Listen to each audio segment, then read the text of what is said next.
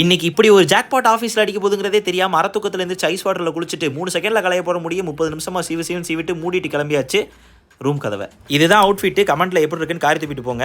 மாசு நிறைந்த இந்த பெங்களூரில் மாஸ்க் போடாமல் ஆஃபீஸுக்கு போனால் அந்த கேட்டை பார்த்தாலே பயமாக இருக்கே. சரி வேலை பார்க்கலான்னு வெத்தலை பெட்டி தூக்கி வெளியே வச்சா சடனாக ஒரு சர்ப்ரைஸ். உங்களுக்கு தான் வச்சுக்கோங்கன்னு ஒரு புது செவுட்டு மிஷினை தூக்கி நம்ம கையில் கொடுத்துட்டானுங்க. இதோட விலை அமேசான்லேயே 36,000 ஓவா போட்டிருக்கு. எவன் முன்னாடி எவன் வச்சிருக்கான்னு சொல்லும் போது அதை தெளிவாக கேட்கணும்னு சொல்லி கொடுத்துருப்பானுங்க போல. வேலைன்னு இருக்கிறதுனால வேலைக்கு சாப்பிடுங்கிறதே மறந்துட்டேன். ஆனால் வவுறு ஞாபகம் வச்சு மூடிட்டு வாங்க தம்பின்னு கூட்டு போயிருச்சு. மைதா அரைக்கிற மாவு மிஷின் மாதிரி வயிறு 2 நாளாக கடமுடன் ஓடிக்கிட்டு இருக்கு. அதனால லைட்டாக சாப்பிடலாமேன்னு ஒரு ஃப்ரூட் பாலை வாங்கிட்டு வந்து ஓரமாக உட்காந்துருந்த ஓமன குட்டியை ஓர கண்ணால் 1 மணி நேரமாக பார்த்துக்கிட்டே சாப்பிட்டு முடிச்சுட்டு வேலை மேல வேலை இதான் வாழ்க்கை போலன்னு லைஃப் நினைச்சு கஷ்டப்பட்டுக்கிட்டு இருந்ததுலேயே சாயந்தரம் 6 ஆயிருச்சு. என்னை விட என் கால் எவ்வளவு வேகமா ஓடுதுன்னு பாருங்க. ஆஃபீஸை விட்டு நொந்து நூலாகி இப்பி நூடுல்ஸ் ஆகி ரூமுக்கு வந்தா ஆயில் அதிகமாக சாப்பிட்டா ஆயில் கூடுன்னு ஆயுர்வேதிக் டாக்டர் சொன்னனால கொஞ்சம் சிப்ஸை வாங்கிட்டு கூட வந்த தம்பிக்கு ஒரு கூலிங்கா ஒரு டீயை வாங்கி கொடுத்துட்டு பாசிட்டிவ் எனர்ஜின்றது டிஷர்ட்ல மட்டும் தான் இருக்கு. டிக்கியை பெட்ல பார்க் பண்ணிட்டு 2 லிட்டர் தண்ணியை மடக்கு குடிச்சிட்டு மனசை ரிலாக்ஸ் பண்றதுக்கு மலையனூர் நாட்டமா சாங் கேட்டு படுத்தாச்சு. நாளைக்கு வீடியோ சந்திக்கலாம். டாடா.